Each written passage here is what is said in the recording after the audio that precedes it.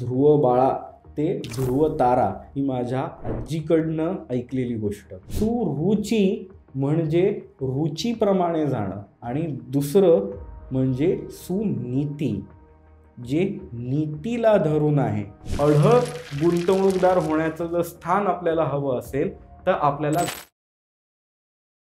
मित्रांनो गुंतवणुकीचा ध्रुव तारा होणं हे लक्ष ठेवणं एक यशस्वी गुंतवणूकदार म्हणून आपल्याला अतिशय गरजेचं आहे। ही गोष्ट ध्रुव बाळा ते ध्रुव तारा ही माझ्या आजीकडनं ऐकलेली गोष्ट। भागवत कथांमधली ही अतिशय सुप्रसिद्ध गोष्ट आपल्याला एक यशस्वी गुंतवणूकदार म्हणून सदैव मार्गदर्शन करत असते।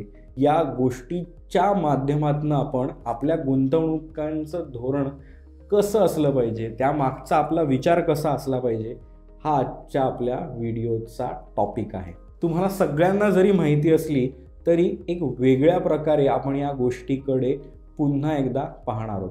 उत्तानपाद राजाला 2 राण्या असतात, एक म्हणजे सुनीती आणि सुनीतीचं बाळ असतं ध्रुव आणि दुसरी राणी सुरुची, सुरुचीचं बाळ असतं उत्तम।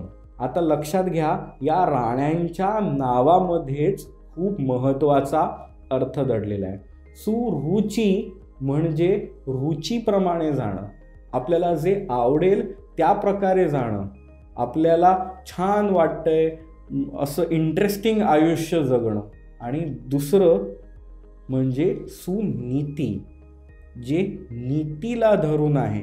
मग ते उत्तम चविष्ट असो नसो, ते आयुष्य रंजक असो नसो, ते अत्यंत मुळमुळीत बोरिंग असलं तरीसुद्धा ते जर नीतीला धरून असेल तर त्या प्रकारचं आयुष्य जगण्याला देखील राजांनी तयार असणं, या 2 भूमिका, या 2 राण्यांच्या माध्यमातून कथाकार आपल्याला मांडत असतात। या 2 राण्यांच्या भूमिका आहेत, त्या भूमिकांचाच परिणाम त्यांच्या बाळावरती देखील होतो।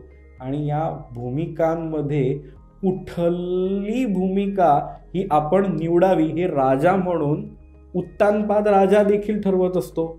आता या गोष्टीमध्ये घडतं काय की ध्रुव बाळ आपल्या वडिलांच्या मांडीवर बसायला जातं। आता ध्रुव बाळ ह्या वडिलांच्या मांडीवर बसायला जाणं हे काही त्याचं अयोग्य कृत्य आहे का? वडिलांच्या मांडीवर बसायला जाणं हे कुठल्याही मुलाला एक अत्यंत आनंददायी गोष्ट आहे। आणि जर आपले वडील हे महाराज असतील, राज्याचे राजे असतील तर कौतुकाने हे ध्रुव बाळ तिकडे जाऊन बसायला जाणं हे काही अयोग्य गोष्टी नव्हती।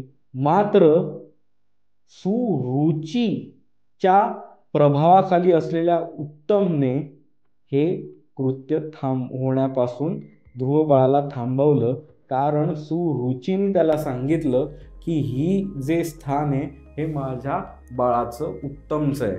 आणि ध्रुव बाळाला देखील ऐकवलं की जर तुला तुझ्या वडिलांच्या मांडीवर जरी बसायचं असेल तर लक्षात घे, तुला माझ्या पोटी जन्म घ्यावा लागेल तरच हे स्थान तुझं होऊ शकतं।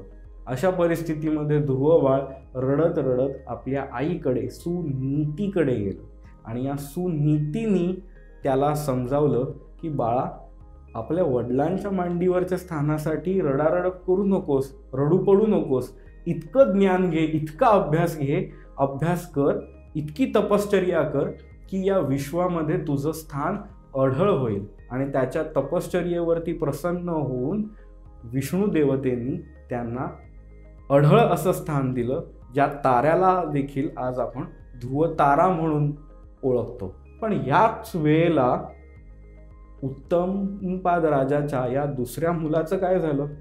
उत्तम हा पुढे जाऊन उत्तानपाद राजाचा वारस म्हणून गादीवर बसला।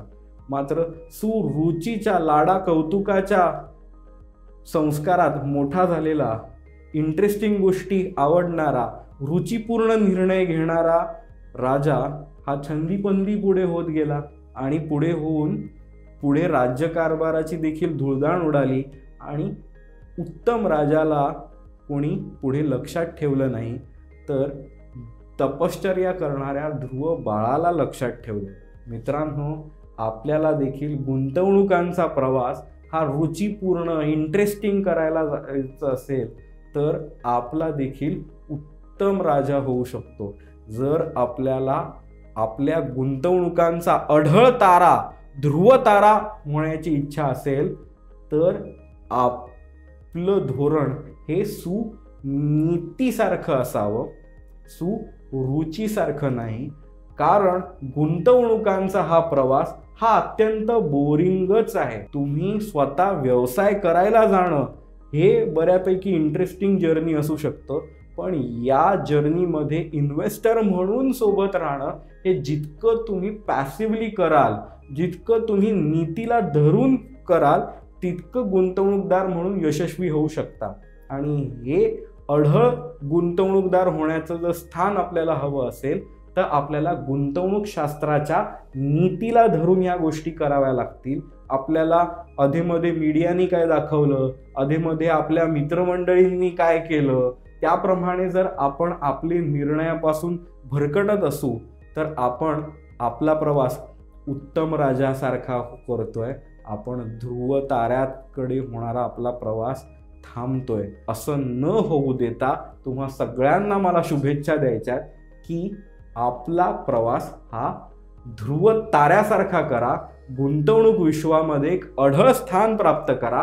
आणि हे अढळ स्थान प्राप्त करण्यासाठी जर तुम्हाला आमची मदत हवी असेल तर आमच्या सेवा सदैव तुमच्यासाठी सेवेत आहेतच. या नंबर्सवरती कॉल करा, माझ्याशी चर्चा करा. आणि जर तुम्हाला गुंतवणुका या नीतिशास्त्राला धरून द्यायच्या असतील तर अशा प्रकारचे व्हिडिओ आवडतायत म्हणून लाईक करा, कमेंट करा आणि या व्हिडिओजना शेअर करा.